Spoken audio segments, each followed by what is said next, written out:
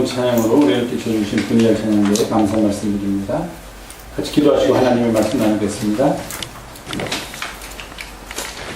주의 은혜를 감사하며 함께 모여 예배하는 중 주님의 말씀을 듣습니다. 우리의 우둔한 영혼의 문을 열어 주시옵고 하늘로부터 선포되는 주의 말씀이 우리의 삶을 사로잡게 인도하여 주시옵소서.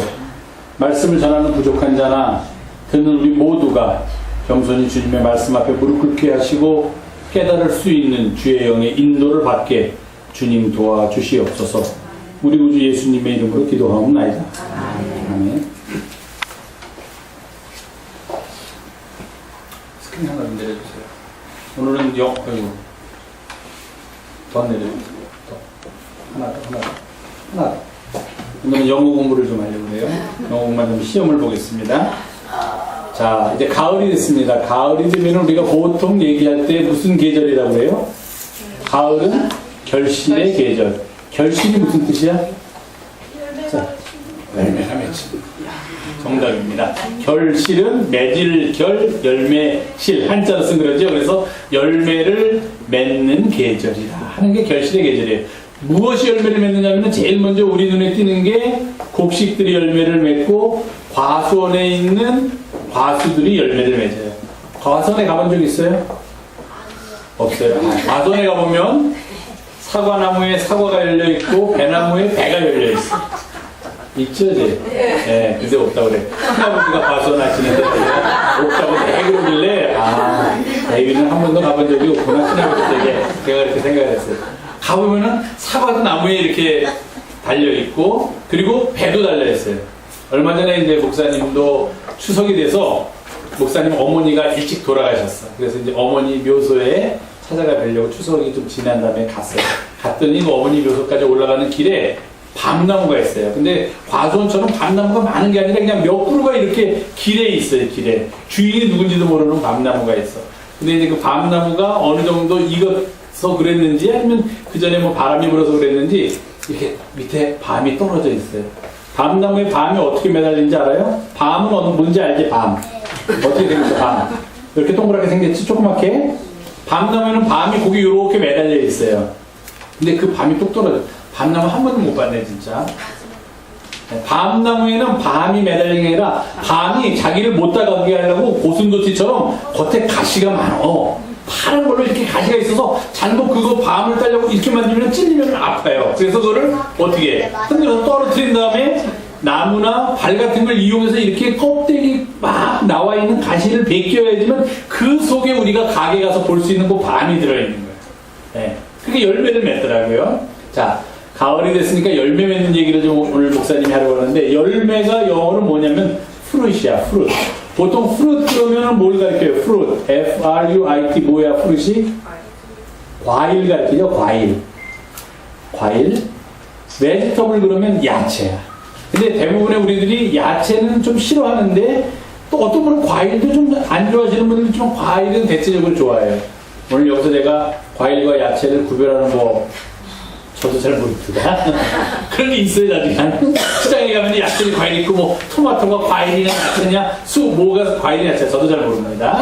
근데 어쨌든, 야채는 아니고 오늘은 과일을 중심으로 하니까 과일은 보통 프루트이라고 그래요, 프루트. 그래서 사과도 프루트, 배도 프루트, 바나나도 프루트, 파인애플도 모두 다 이런 걸 우리가 과일이라고 하는데, 과일을 열매를 맺다 그럴 때 영어로 뭐라고 쓰냐면은 열매를 맺다 하면은 맺는다는 걸 영어로 말하면 bear 이렇게 써요. bear. 원래 bear가 다른 말로 쓰면 곰이야. 맞아. 네, 곰이야, 곰. 그런데 열매를 맺다 하는 뜻으로도 쓰여요. 그래서 열매를 맺다 그러면 bear fruit 또는 produce는 원래 뭐를 만들어내다 창조해내다 그런 뜻이에요. 그래서 텔레비전 연속극을 만드는 사람도 우리가 보통 PD 그렇게 말하는 게 그게 프로듀서의 준말이야. 무엇을 만들어내는 사람. 그래서 만든다, fruit. 그래서 열매를 맺다 할 때는 bear, 영어로 bear fruit 또는 produce fruit 이렇게 써요. 근데 그 밑에 두 번째 보니까 fruit bearing trees 이렇게 돼 있어. 자, 세 개 다 우리가 아는 단어니까 이제 하면 되는 거예요. fruit 뭐지? 과일, 열매를 bearing 뭐야? 뭐라고 그래서 목사님이 지금 방금 bear 하면 열매를 맺다. 맺다인데 ing가 붙어 있으니까 맺는 trees 뭐야? 나무. 네. 아우 아주 잘했어요. fruit bearing trees 그러면 열매를 맺는 나무들. 어떤 나무는 소나무 같은 것도 물론 나름대로 열매가 있지만 우리가 따먹는 그런 열매는 없죠. 그래서 열매를 맺는 나무들 할 때는 fruit bearing trees 그렇게 써요. 그리고 또 열매가 잘 익다. 안 익은 거 먹으면 우리가 배탈이 나든지 이제 무슨 탈이 나게 되죠. 그래서 잘 익은 과일을 먹어야 된다 할 때 익다 할 때는 그 밑에 있는 ripen 이런 단어 써. ripen 그래가지고 열매가 잘 익다 그런 뜻이에요. ripen. 그리고 이것이 어떤 게 열매가 점점 잘 익어간다 할 때는 grow ripe 그렇게 써. 그래서 요즘은 보면은 요즘은 뭐 거진다 추수하셨죠. 이제 거진다 뭐 아직 남은 건 없지만 보통 우리가 가을이 되면은 여름에서 가을로 넘어갈 때 가을이 됐는데도 왜 이렇게 좀 시원해지지 않고 왜 이렇게 볕이 따갑지 그렇게 얘기할 때가 있어요. 그럼 사람들이 뭐라고 대답하면 이 따가운 볕은 이제 마지막으로 곡식들이 알곡을 아주 튼실하게 맺게 하기 위한 그런 햇볕이다 그렇게 얘기를 해요. 그럴 때는 the sun 해가 ripens 아주 잘 익게 만든다. fruit. 해로 인해서 과일들이 또는 열매들이 아주 잘 익어간다. 그런 표현을 쓸 때 the sun ripens fruit 그렇게 써요. 자, 수고하셨던 다시 아까 앞에 제목 있는 데 좀 넘겨주실래요? 자, 공을 잘했으니까 오늘의 목사님의 설교 제목이 fruit bearing life. 자, 무슨 뜻이에요? 한국말은 fruit bearing life. 아까 배운 거 가지고 대답하면 돼. fruit 뭐지? 열매를 bearing 맺게 하는 열매를 열리게 하는 life 뭐야? 삶. 우리들의 삶이 어떤 삶이냐? 열매를 맺는 삶이 어떤 삶이냐 하는 거예요. 자, 여러분 열매를 맺을 수 있어 우리가? 아니죠. 난 사과가 아닌데, 내 사과나무가 아닌데, 내가 여기 사과가 주렁주렁 달릴 수가 없지. 내가 이러고 서 있는데 여기 배가 달리고 여기 감이 달리고, 그럼 내가 사람이 아니라 괴물이 되는 거예요. 그러니까 우리가 그런 보통 얘기하는 프루트과 같은 열매는 맺을 수 없지만, 그러나 또 우리들이 사람들도 열매를 맺으면서 살아가야 된다. 성경으로 우리들한테 그렇게 이야기하고 있어요. 그럼 사람이 맺을 수 있는 열매가 뭐가 있어?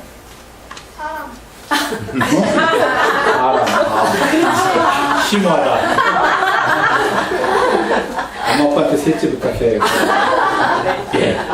사람이 사람을 열매로서 자녀들을 하나님께서 허락하신 선물로서 맺을 수 있고 또 그런 거 말고 우리가 서로 살아가는 관계 속에서 내가 저 사람을 사랑하면서 예수님께서 살라고 그랬으니까 사랑하면서 살게 되면 그것도 또 우리가 뭐라고 얘기를 하냐면 열매라고 그렇게 얘기해요. 우리가 날마다 기쁨을 가지고 살아라 예수님께서 말씀하셨으니까 내가 좀 살기 어려워도 내가 좀 기쁘게 살아야겠다라고 마음을 먹고 기쁨을 가지고 살면은 그것도 또 우리가 살아가면서 맺게 되는 열매예요. 그전에는 맨날 친구들하고 싸우던 애가 예수님의 말씀을 듣고 마음이 바뀌어서 친구들하고 사이좋게 지내고 친구들을 도우면서 살게 되면은 그것도 우리가 살아가면서 맺게 되는 열매예요. 하나 내려보세요. 이게 재밌는 그림인데 이게 인터넷이 없어서 지금 저렇게 돼버렸는데 인터넷으로 보면은요 처음에는 화분에 아무것도 없고 조그만 가지하고 잎사귀만 줄기하고 잎사귀만 있다가 그것이 막 올라오면서 저렇게 빨간 열매를 맺어요. 이게 움직여요. 이렇게 애니메이션이 되는데 지금 우리는 인터넷이 없었는데 자 예수님께서 저렇게 조그만 화분을 들고 계시고 거기에 심겨져 있는 저 조그만 나무가 다 누구냐 하면은 바로 우리들 자신이에요. 그러니까 예수님이 거기다가 이렇게 화분에다가 우리들 심어놓고 이렇게 자라면서 맨날 지켜보는 거야. 아이고 오늘은 요만큼 자랐네. 아이고 오늘은 잎사귀가 2개 났네. 3개 났네. 4개 났네. 아이고 이제 키가 이만큼 컸네. 그럼 그 다음에 예수님이 뭐를 기대하시겠어요? 뭐를? 키가 이만큼 크고 잎사귀도 제법 났으니까 이제는 열매를 맺어야 할 텐데 하고 기다리고 있는데 한 잎사귀까지는 잘 나더니 이게 열매를 안 맺는 거야. 열매를 막 기다리고 있는데 열매를 안 맺으면은 예수님이 야 얘는 왜 이렇게 열매를 못 맺을까 그러면서 그 화분을 살짝 내려놓고 다른 화분으로 가서 보시는 거예요. 그러니까 우리가 예수님께서 우리를 저 화분에다 심겨 주셨으니까 우리는 거기서 자라서 커가면서 우리가 해야 될 일이 있는데 그게 바로 열매를 맺는 일이다 하는 거예요. 그게 바로 열매를 맺는 삶이에요. 하나 더 넘겨주세요. 이거는 열매의 대표적인 거로 오늘 제가 어른들에게 설교할 무화과 나무에 달려있는 무화과라는 거예요. 혹시 무화과 드셔보셨어요? 네. 안 먹어요. 나도 먹어놓으면 기억이 잘 안 나요. 네, 무화과예요, 이게. 무화과 나무고. 자, 하나 더 올려주세요. 자, 아이고, 넘어갔네. 맨 밑에 보면은, what kind of fruit? 그럼 뭐예요? What kind of fruit? 아는 거죠. what이 뭐야? what? 뭐야? kind는 뭐야? kind는 원래 친절하다 그런 거예요. He is kind. 그는 참 친절해. 마음이 따뜻해. 그런 뜻인데 여기는 그런 뜻이 아니라 종류예요. 종류. What kind of fruit? 어떤 종류의 열매를, 과일은 자꾸 먹는 게 생각나니까 열매라고 하자 우리.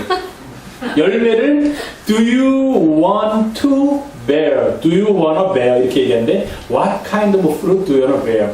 여러분은, 당신은 어떤 종류의 열매를 맺으면서 살아가기를 원하십니까? 자, 한 사람이 하나씩만 대답하면 설교 끝나는 거야. 예성이부터 어떤 열매를 맺으면서 살아가기를 원해요?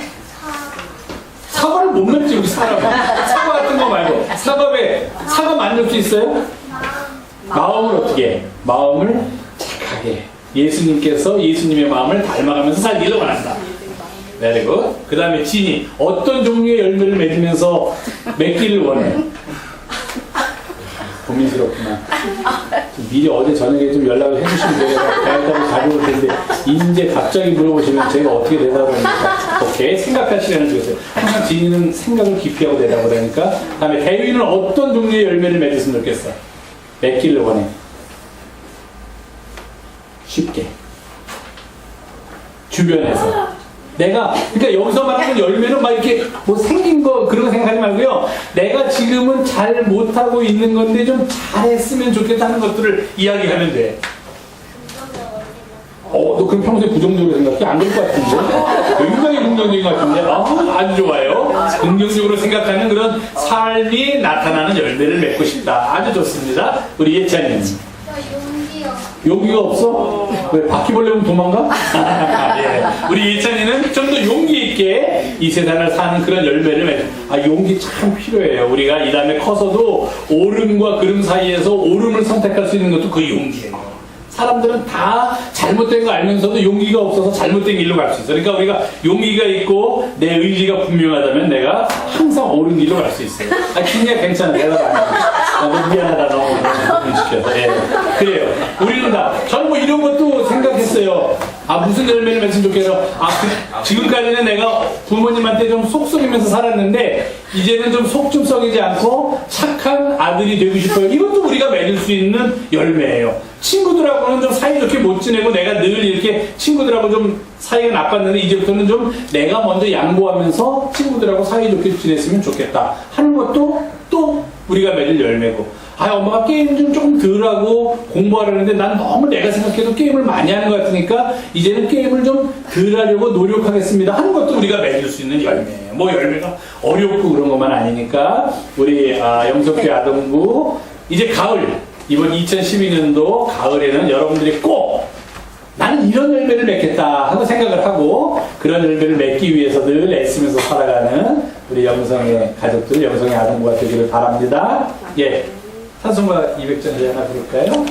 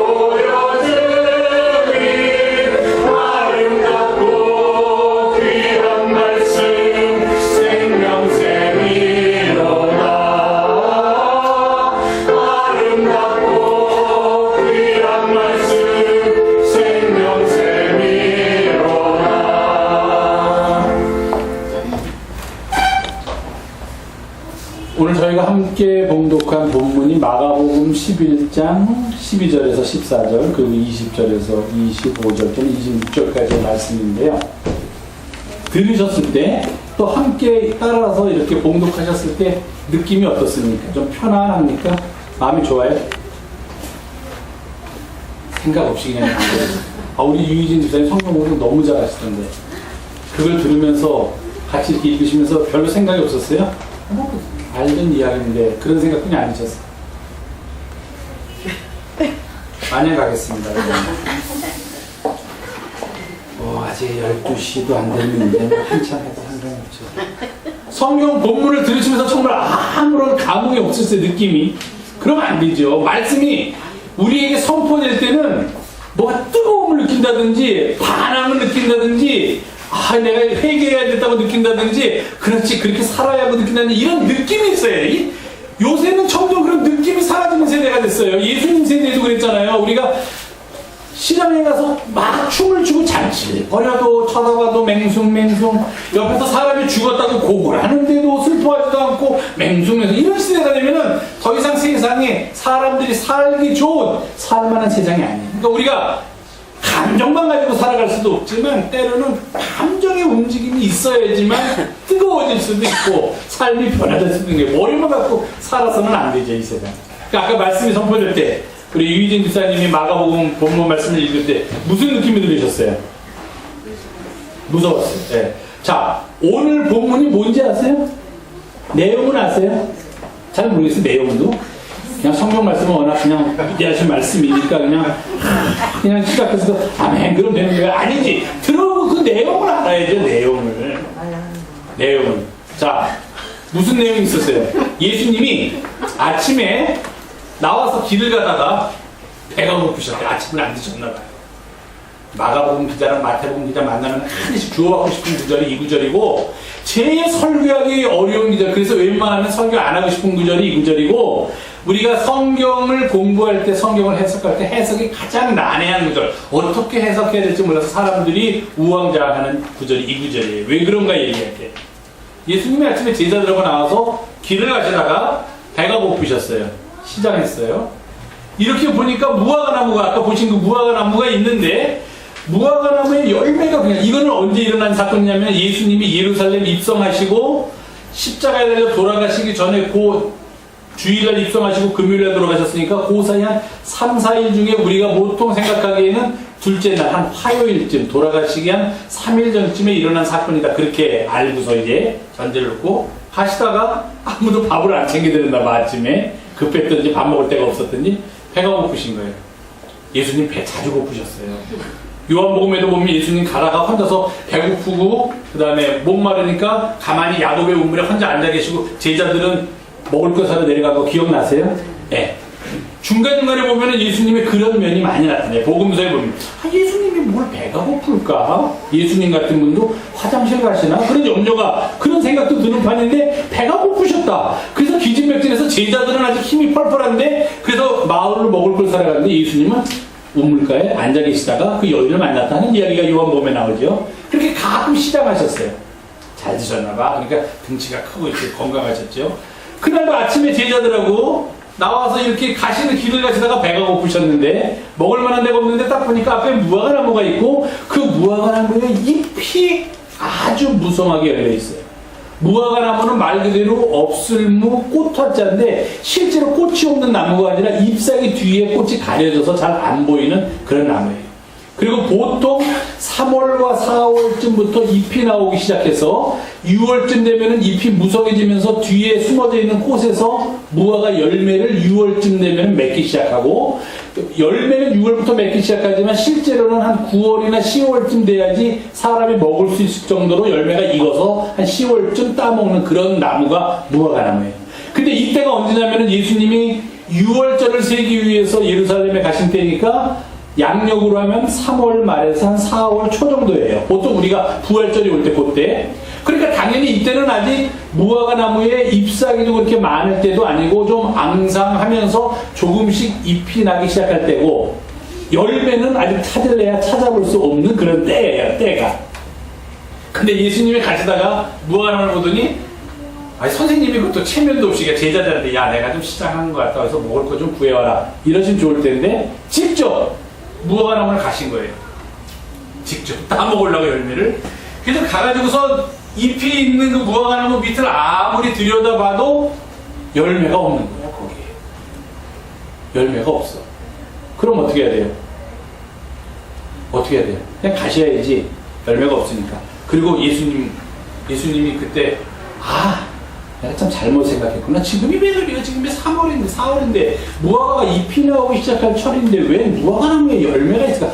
내가 왜 이러지? 이거 나이 30에 벌써 치매가 된다. 이러면서 그냥 조용히 지나가셨으면 아무 문제도 없어요. 그렇게 지나가셨다. 예수님이 스스로를 한탄하시면서 이 나이에 벌써 이러면 안 되는데 하시면서 그 무화과를 지나가셨다 그러면은 뭐 예수님도 시장하셨고 이런 일이 있었구나 그냥 넘어갈 텐데, 아이고, 사단이 벌어졌어요. 사단이. 뭐라고 사단이 벌어졌냐면은 성경 본문에 보니까 뭐라고 돼 있어요? 예수님께서 나무에게 말씀하여 이르시되, 짜자잔, 되게 긴장이 되는 게, 나무한테 말씀하시네? 사람이 아니라 지금 열매를 못 담은 나무한테 뭐라고 얘기했냐면은, 이제부터 영원토록 사람이 내게서 열매를 따먹지 못하리라. 와, 이런 분이 예수님이에요. 이야, 무섭다. 지나가다가 남의 무화과 나무인지도 모르고, 일단은 첫째, 누구 무화과 나무인지도 모르고, 두 번째, 마가복음 기자가 아주 만나면 한 대 꿀밤을 줘야 되는데, 거기다가 뭐라고, 마태복음에 똑같은 얘기 있는데, 마태복음에는 요 기절은 없는데, 마가복음에는 뭐라냐면, 지금은 무화과철이 아니다. 무화과가 열매를 맺을 때가 아니다는 걸 싹 집어넣었어요. 그러니까 이 모든 예수님의 행동이 정말로 이해가 안 되는 행동으로 확 만들어버리는 거야. 무화과철도 아닌데 길 가시다가 배가 고파서, 자기가 배가 고파서, 딴 이유가 아니고 내가 배가 고파서 열매를 하나 따먹으려는데 열매가 없으면 지나가야지. 화가 나가지고서 그 나무에다, 사람도 아닌 나무에다 대고 저주를 해가지고, 이놈아, 넌 내가 지금 배고픈데 열매도 안 맺고 뭐 하고 있는 거야? 넌 이제부터 사람이 내게서 열매를 따먹지 못해. 다른 말로 하면 넌 이제부터 말라가지고 죽어버릴 거다 하고, 우리말로 하면 저주를 하신 거예요. 무화과 나무한테. 이게 우리가 아는 예수님입니다. 무서워요. 그렇죠? 다음 날이 됐습니다. 제자들이 이를 듣고서 그냥 지나갔어요. 무슨 얘기 하시나? 시장하셔가지고서 지금 뭐 먹을 거 사러 들어갔어요. 다음날 아침에 거기를 또 지나가게 됐는데, 베드로가 딱 보더니 그 전날 선생님이 하신 말씀이 기억난 거예요. 그 나무를 보더니. 그러더니 베드로가, 선생님 보소서, 어저께 저주하신 그 무화과 나무가 선생님께서 저주하신 대로 아주 뿌리까지 바짝 말라서 이제는 더 이상 열매를 맺는 거는 둘째치고 죽어버렸습니다. 이런 본문이니까 이걸 가지고 어떻게 설명을 합니까? 예수님이 배고파서 그 배고픔을 참지 못해가지고서 우리보다도 더 혈기가 나가지고서, 이런 나무가 어디서 감히 내가 지금 배고파서 지 열매를 따먹으려고 하는데 열매가 없단 말이야? 에이, 너는 죽어버려라. 이렇게 말씀하셨다니. 이런 본문을 보면은, 야, 이거 예수님이 어떤 분이신가 하는 우리가 너무너무 다시금 생각하게 되는 그런 본문. 그리고 섭섭한 거는 이 마태복음하고 마가복음 기자는 좀 이렇게 예수님의 그 속 모습이 드러나는 본문 좀 슬쩍 넣지 말지. 그걸 갖다가 뭘 배울 게 있다고 우리가 뭘 여기서 찾아낸다고 이거를 여기 본문을 집어넣어가지고서 2000년이 지난 지금까지도 많은 사람들이 이 본문을 읽게 하고, 우리야 그냥 눈 딱 감고 주님이 이러셨나고 에이 얼른 다음으로 넘어가자고 넘어가면 되지만, 괜히 꼬투리 잡으려는 사람들은 이 본문과, 야, 너희들이 믿는 예수님이 이런 사람이었어. 자, 봐라. 자기가다가 배고프다고 애꿎은 나무, 그것도 만약에 열매를 맺을 철인데도 불구하고 열매를 맺지 못했으면은 뭐 이런 일을 당해도 마땅하지만, 엉뚱한 봄에 와가지고서, 봄에 사과나무 앞에 와가지고서 배고프다고 사과 따먹으려다가 사과 없다고 그래가지고 에이 너는 열매도 없냐? 지금 죽어라 하는 거랑 똑같으니까 이게 말이나 되느냐 하는 거예요. 그래서 이 본문은 참으로 이해하기 어려운 본문이에요. 예수님이 시장하셔서 오죽 배가 고프셨으면, 오죽 급해졌으면 직접 나무까지 가셨을까 하는 것도 이해가 안 되고, 가가지고서 나무에 열매가 없는 것을 보고서 좀 마음이 편치 못하고 울그락불그락 하셨다는 것도 좀 이해가 안 되고, 거기까지는 넘어갈 수 있는데 그런 나무를 향해서 저주를 하셔서 그 나무를 말라 죽게 했다. 도대체 이런 본문이 우리에게 주는 의미는 뭔가 참 이해하기 어렵고 설명하기 어렵고 해석하기 어려운 그런 본문. 예수님께서 자신의 줄인 배를 채우지 못했다고 해서 멀쩡한 나무를 저주해서 마르게 하셨다는 겁니다. 그러면 만약에 예수님이 그 나무를 마르게 할 능력이 있었으면 차라리 반대로 그 나무에 열매를 맺게 할 수 있는 능력도 있으셨을 텐데, 좀 아까 우리 대위가 긍정적으로 되겠다면 예수님도 좀 긍정적으로 생각해서, 아, 네가 아직 열매를 못 맺었구나. 그래, 열매 하나 맺어라. 그리고 손을 딱 내밀었더니 무화과가 하나 탁 열렸다. 잘 익은 게. 그래서 예수님께서 그것을 따서 드시고 시장길을 면하셨다. 아니, 이러면 좋겠는데 부정적으로 그 나무를, 그것도 아직 3, 4, 5일이라서 열매, 어떤 무화과 나무도 열매를 맺을 수 없는 절에 이 무화과 나무가 얼마나 억울했겠습니까? 아마 입이 있었으면, 잠깐, 지금 몇 월달인지 아십니까, 예수님? 3월달에 저 말고 다른 나무도 아무 무화과 나무도 열매를 맺지 않는 절입니다. 근데 제가 열매를 못 맺었다고 저한테 저주를 하시면 말이 됩니까? 라고 아마 항변을 했을 거예요. 그런데 이러한 일이 일어났다는 겁니다. 예수님은 살아생전에 많은 이적을 행하셨는데 한 번도 자기 자신의 개인적인 욕망이나 개인적인 사용을 위해서 이적을 행하시지 않으셨어요. 대표적인 예가 사탄한테 불려가서 광야에 가서 3가지 시험을 받는데 첫 번째 시험이 뭡니까? 돌돌로 떡이 되게 하라. 이거보다도 더 배고플 때, 이건 어쩌저건 드셨을 거야 아마. 근데 그때는 40일 금식하신 뒤에요. 그럼 돌이 뭐로 보입니까? 사탄이 말 안 해도 떡으로 보이죠, 이미 눈에. 야, 네가 정말 하나님의 아들이라도 네 돌들로 떡이 되게 하라는 시험에서도 예수님은 내 줄인 배를 채우기 위한 그런 이적은 내가 행하지 않는다. 그런 것으로 사람들을 유혹하거나 선동하지는 않겠다는 게 예수님의 생각이에요. 예수님이 잡혀가실 때도 하늘로부터 천군 천사들이 내려와서 예수님을 지켜줄 수 있는데, 그런 것은 나의 살해사역을 위해서는 예수님은 결코 이적을 한 번도 행하신 분이 아니에요. 그저 병든 자를 보면 그들을 고쳐주시고, 죽은 자를 보면 그들을 살려주시고, 배고픈 자 보면 그들을 먹여주시기 위해서 놀라운 이적을 행하셨지, 내가 배고프다고 해서 무슨 마술사처럼 여기 있는 거를 쓱 이렇게 해가지고 떡을 만들어 먹고 그런 거는 한 번도 안 하신 분이에요. 그런데 여기서는 그가 시장에서 나무의 열매를 먹으려고 했는데 열매가 없어서 그 나무를 마르게 했다. 나무가 하루 사이에 마르는 것은 엄청난 기적이죠. 아무나 그렇게 할 수 있는 게 아니에요. 멀쩡하게 잘 자라는 나무를 내가 말 한마디 했다고 해서, 이 애한테 내가 말 한마디 했다고 해서 내일 오면은 얘가 말라 죽어 있겠습니까? 마땅하죠. 근데 예수님이 그런 능력을 배고프시다고 해서 행하셨다는 게 오늘 본 거예요. 제자들도 좀 의심스러워요. 제자들은 뭐라고 했습니까? 무화과 나무 이야기를 하는데 무화과 나무한테 왜 저주를 하십니까? 저 같으면 그거 궁금해서 예수님한테 물어볼 텐데, 그게 아니라 어이구 정말 선생님이 말씀하신 대로 무화과가 말랐네요. 거기에만 제자들도 초점을 맞추고 있습니다. 아까도 말씀드렸지만 마가복음 기자는 거기에 하나를 더 붙여서 무화과 나무의 철이 아니라고 설명합니다. 혹자들은 이렇게 얘기해요.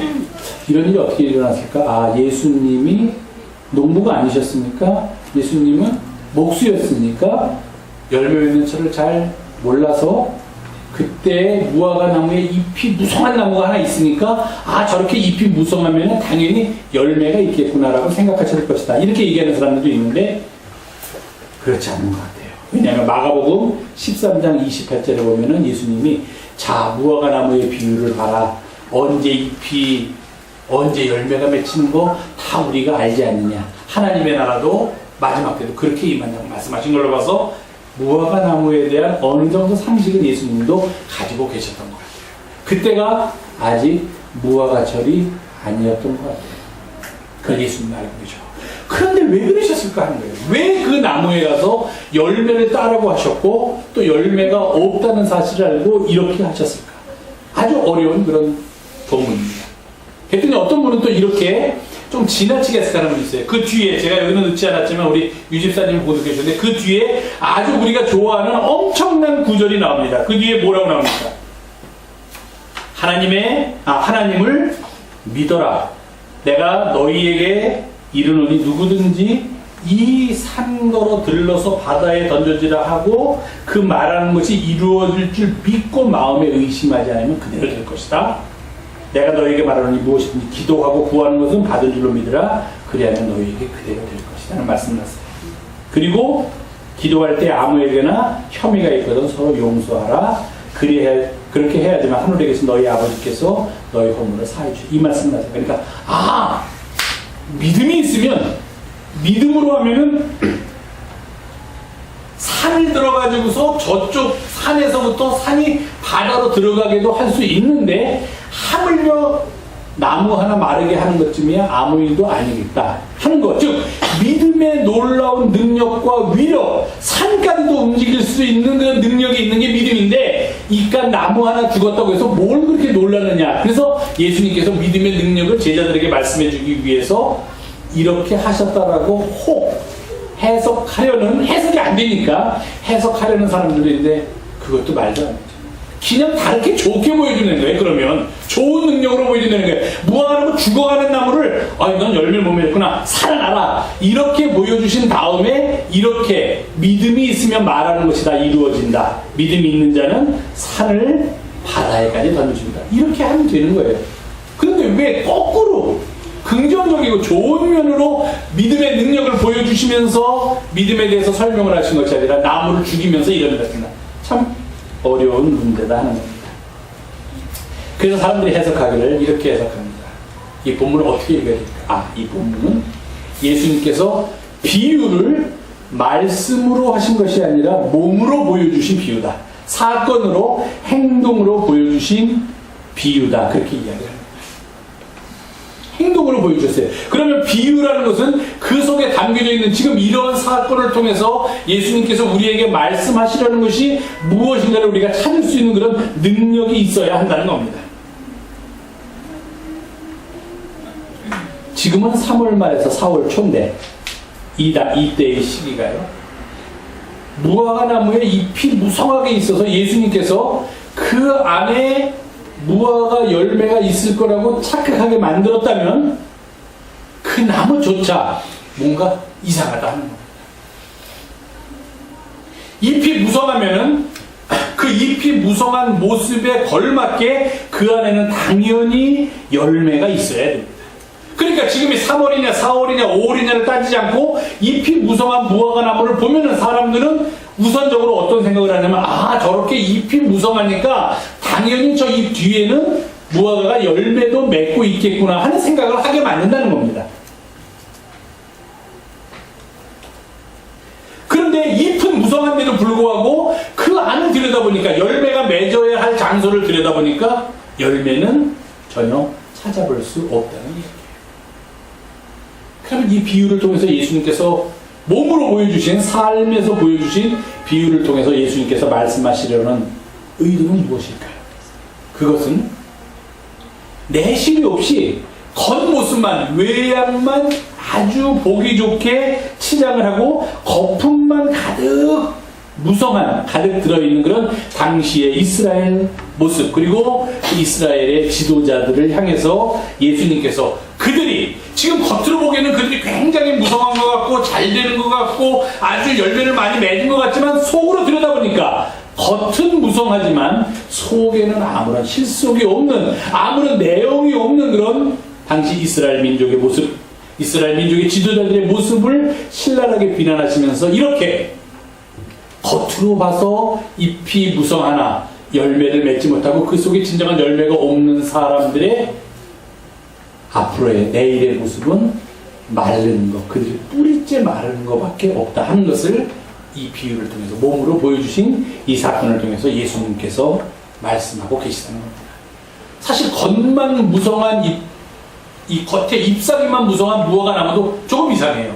사실 그럴 수가 없어요. 3, 4월부터 잎이 나기 시작하면 조금씩 잎이 나오다가 보통 대부분 일반적인 무화과 나무라면 5월에서 6월 가야지만 잎이 무성해지고 열매를 파란 열매가 속에서 조금씩 이제 생기기 시작한다고 합니다. 그런데 3월이고 4월인데 아주 잎사귀가 무성했다는 거예요.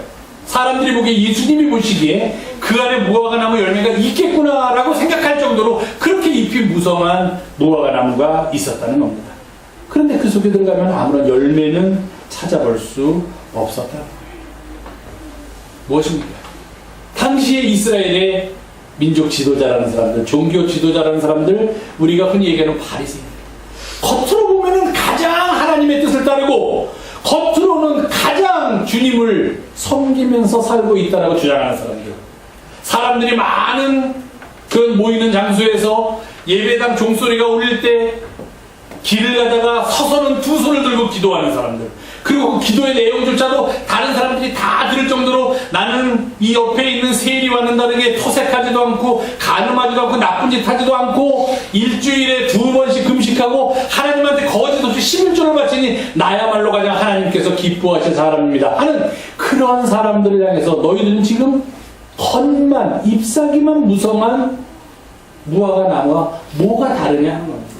아직 익질 않았는데 그렇게 잎사귀가 나올 때가 아닌데 자기들이 잎사귀가 많다고 그렇게 사람들을 향해서 외치고 있다는 겁니다. 그런 사람들은, 그런 바리새인 같은 사람들, 그런 민족의 지도자라고 스스로를 얘기하는 사람들은 잎사귀가 듬성듬성 나야 마땅할 그 정도의 상태인데도 불구하고 자기들의 겉모습을 잎사귀로 치장을 하고서 마치 자기들의 삶이 굉장히 풍성한 삶인 것처럼 열매를 맺고 있는 삶인 것처럼 그렇게 보이고 있다는 겁니다. 그런 사람들의 내일은 그들이 뿌리째 마르는 것밖에 희망이 없다는 것을 예수님께서 말씀하십니다. 겉만 잎사귀만 무성한 무화과 나무, 그 무화과 나무는 참된 무화과 나무가 아니다 하는 겁니다. 우리의 삶의 모습은 어떻습니까? 겉으로 드러나는 우리의 모습이 내가 교회에서 어떤 직분을 가지고 있다, 내가 교회에서 무슨 일을 하고 있다, 내가 사람들한테 어떻게 보인다, 잎이 무성합니다. 많은 사람들이 보면 야, 저 사람은 참 괜찮은 사람일 거야, 저 사람은 굉장한 사람일 거야, 저 사람이야말로 정말 하나님이 사랑하시는 사람일 거라는 그런 잎사귀가 많은 모습을 보여주는데 실상 그 안에서 과연 열매를 맺고 있는 삶을 살고 있는가 하는 것 우리가 살펴봐야 합니다. 주님 앞에서는 우리는 다 내 자신을 드러낼 게 아무것도 없어요. 아직은 4월이니까 잎사귀 많이 드러내서는 안 됩니다. 잎사귀 많이 드러내면은 다른 사람들이 나를 보고 열매까지 있는 줄 오해할 수가 있어요. 그러니까 나한테 맞는 잎사귀의 정도만 보이면서 살아가야 되는데 세상에서 크리스찬이라고 그리스도인이라고 살아가는 사람들은 거꾸로 돼갑니다. 잎사귀만 무성한 삶을 살려고 그래요. 열매는 없으면서 어디 가서든지 자기가 대접받기를 원하고 자기가 무엇인가 힘을 행사하기를 원하고 양보하지 않고 다른 사람의 의견에 귀 기울이지 않고 나만이라는 생각을 갖고 사는 사람들이 너무도 우리 주변에 많이 있다는 겁니다. 잎사귀가 너무 무성해. 그래서 사람들은 그 잎사귀를 쳐다보면서 야, 정말 저 속에 대단한 열매가 있겠구나라고 생각을 합니다. 그런데 만약에 주님께서 오셔서 열매를 우리들에게서 구하신다, 우리가 주님께 드릴 열매가 있는지 살펴보아요. 신약 성경을 통해서 예수님께서 자주 하신 말씀은 열매입니다. 회개에 합당한 열매를 맺어라. 열매 맺는 삶을 살아야 한다. 열매로서 그가 어떤 사람인지 알 수 있다. 좋은 나무는 좋은 열매를 맺는다. 포도나무 가지에 붙어 있어야지만 열매를 맺을 수 있다. 이것입니다. 그런데 열매를 맺으려고는 하지 않고 사람들한테 보이는, 열매는 속에서 맺어야 되는 거기 때문에 사람들한테 보이는 잎사귀만 그저 어디서 갖다가 자기 몸에 끼우면서 치장하려는 사람이 있습니다. 내가 뭐를 지냈는데, 내가 어떤 사람인데, 내가 누군지 아냐. 교회 안에도 그런 사람들이 지금 우리 주변에 얼마나 많은지 몰라요. 세상에 나가보면. 섬기는 사람이 아니라 섬김을 받으려는 사람이 얼마나 많은지 모릅니다. 열매를 맺지 못하면서 겉에 치장한 잎사귀로 자기 자신을 드러내는 사람이 얼마나 많은지 알 수가 없어요. 열매를 맺는다는 것은 우선 그의 삶이 바뀐다는 걸 의미합니다.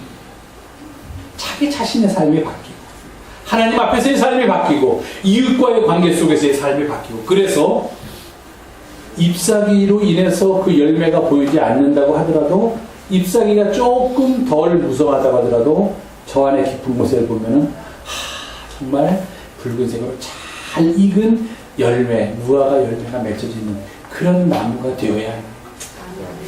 근데 우리는 다 뭐예요? 우리 교회는 그런 사람이 없어서 오히려 속상한데 다들 이렇게 교회를 가보면요 열매보다는 그 무성한 잎사귀로 자신을 치장하는 사람들이 너무너무 많아요. 교회 너무너무 많습니다. 섬기겠다고, 나를 낮추겠다고, 내가 가진 것을 주님을 위해서 내가 내어놓고 살겠다고 결심하고 온 사람들의 모임인데도 불구하고 왜 그 속에서조차 열매 맺는 삶에 치중하기보다 겉으로 드러나는 모습, 잎사귀만 무성한 그런 무화과 나무와 같이 되려는지. 주님이 이 비유를 말씀하신 가장 궁극적인 목적은 바로 그겁니다. 잎사귀가 무성할 철이 될 때 잎사귀가 무성한 것처럼 보이게 하고 그리고 그 안에 열매를 맺어라 하는 거예요. 근데 아직 잎사귀가 무성할 철이 되지 않는데 그만큼 내 믿음이 성장하지도 않고 내 삶이 변하지도 않았는데 그래서 사람들 앞에서는 그렇게 대접받기를 원하고 그렇게 되기를 원하는 거예요. 다들.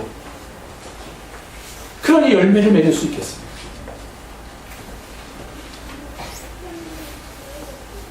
아까 우리가 함께 나눴던 결실의 계절이라고 하는 가을. 주님께서 우리들에게 이제는 거꾸로 열매가 없으면 안 되는 계절이 되어버렸어요. 4월 달에는 무화과 나무에 열매가 있는 게 이상하고 그때는 무화과 나무의 열매를 찾을 수 없지만 9월, 10월이 되면 오히려 무화과 나무의 열매가 없으면 또 이상한 겁니다. 이제는 우리 모두가 열매를 맺어야 할 때입니다. 그동안 여름을 지나면서 우리들의 잎사귀가 무성하게 그렇게 자라고 그렇게 커왔습니다. 그 속에서 꽃이 피고 이제 그 꽃 속에서 열매를 맺어야 할 때 과연 우리가 주님 앞에서 무슨 열매를 맺을 수 있는지, 우리는 아직까지도 겉으로 드러나는 잎사귀만 무성한 그런 무화과 나무처럼 살고 있는 것은 아닌지 이 은혜의 일들을 한번 돌아보면서 주님께서 우리에게 주신 길을 함께 찾는 우리 모두가 되기를 주님의 이름으로 부탁을 드립니다. 기도하겠습니다.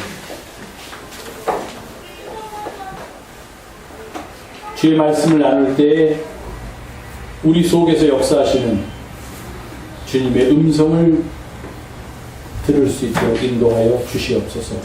우리의 길을 주께서 함께하여 주실 줄로 믿사오며 예수님의 이름으로 기도합니다. 아멘.